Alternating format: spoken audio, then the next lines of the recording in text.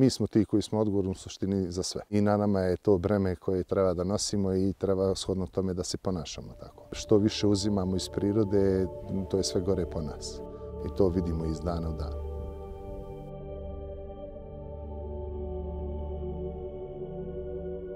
Zakoni ne štite vukove ili ih štite djelomično.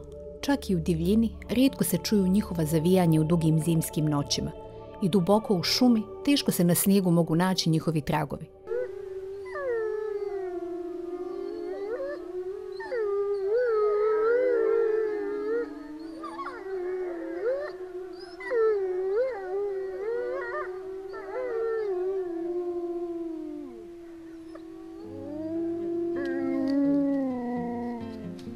Među rijetkima koji istražuje velike zvijeri i bori se za njihovu zaštitu je dr. Igor Trbojević iz Banja Luke.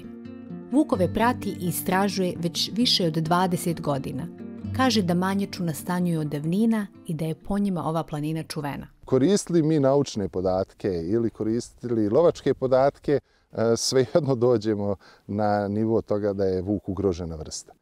Šta je problem? Problem je što vuk se ne tretira kao ugrožena vrsta. Naime, u Federaciji Bosne i Hercegovine vuk ima nekakvu zaštitu, to zaštićene su ženke sa mladima u periodu kad imaju mlade uz sebe, dok mužjak nije zaštićen. Takva zaštita, po onome što sam ja uočio na terenu za ovaj dugi niz godina, nije pružila ništa kvalitetno u tom kontekstu da će osigurati normalnu brojnost populacije vuka. S druge strane, u entitetu Republika Srpska vuk uopšte nije zaštićena vrsta i tako da je lov na njega de facto otvoren. Znači imamo dva suprotna zakona i dve suprotne strane koje tretiraju vuka na dva različita načina, ali efekat je na kraju isti. Vuka u svakom slučaju je sve manji i manji. Budući da vuk nije zaštićen, država nema obavezu da isplaćuje naknadu za štetu koju on načini. Ukoliko domaćin u odbrani svog imanja odstreli vuka, da li će odgovarati za to? U Republici Srpskoj neće. U Federaciji bi mogao odgovarati, međutim mi nismo se našli nikakvih dokaza da su ljudi odgovarali za takve stvari. Na kraju krajeva on to neće ni da prijavi. Uglavnom, nažalost, kod nas to ruralno stanovništvo uzma pravdu u svoje ruke, uzme pušku i on ostreli životinju i misli da je miran. Međutim, nije. U vremenu i prostoru životinje se kreću tako da će tu jedinku zamijeniti neka druga jedinka, a ona ako i dalje nije zaštitio adekvatno svoju imovinu, opet će doći do istog scenarija. Država mora da ponudi zaštitu tom čovjeku i da mu da adekvatne primjere i na kraju krajeva da mu objasni na koji način može da se zaštiti, da ne bi došao upravo do toga.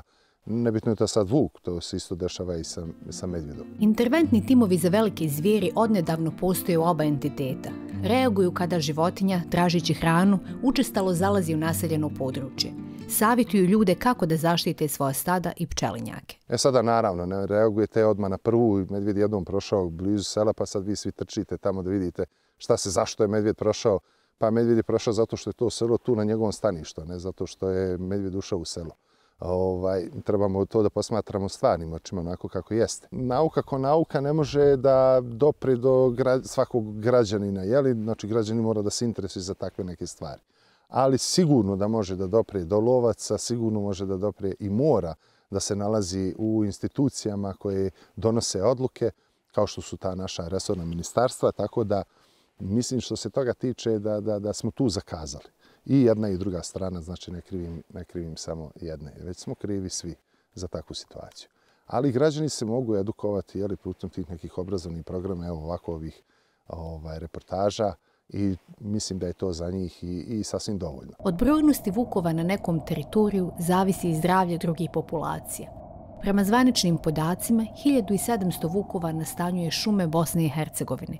Naučnici smatraju da ih nema ni upola toliko. Ono što je bitno jeste da se ne smijemo zavaravati da su to neke velike brojnosti kad posmatramo samo Bosnu i Hercegovinu, pa sad pričamo o brojnosti vuka, pa nek je to i 1700 jedinki, a i nema ih toliko. To nije neka brojnost.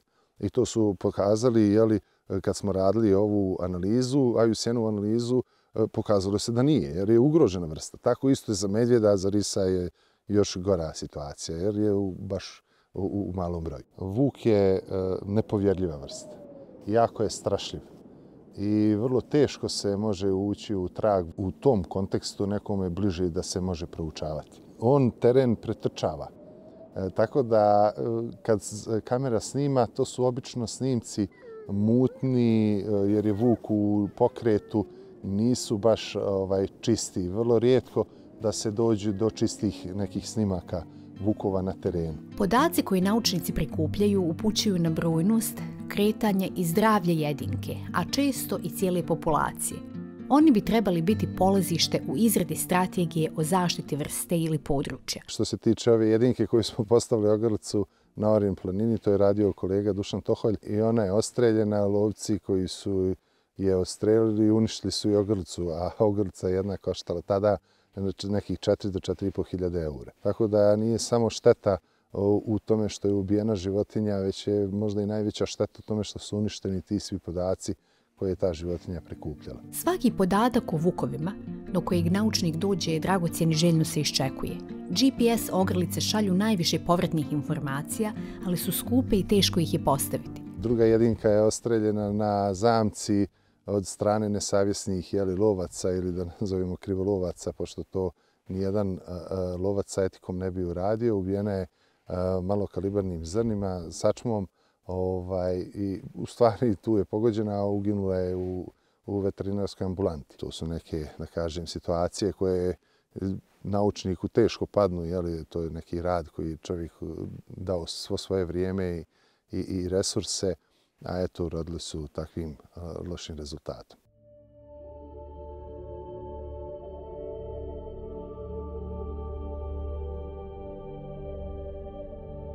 Imamo te stvarno primjere u prirodi šta znači istraniti jednu vrstu iz ekosistema, kakve su negativne posljedice i činjenica je da će doći do negativnih posljedica. Nije bitno ovdje pričamo o vuku, ali dok god je top predator ostreljen, to jest izbačen iz ekosistema, to će biti velike negativne posljedice po taj ekosistem.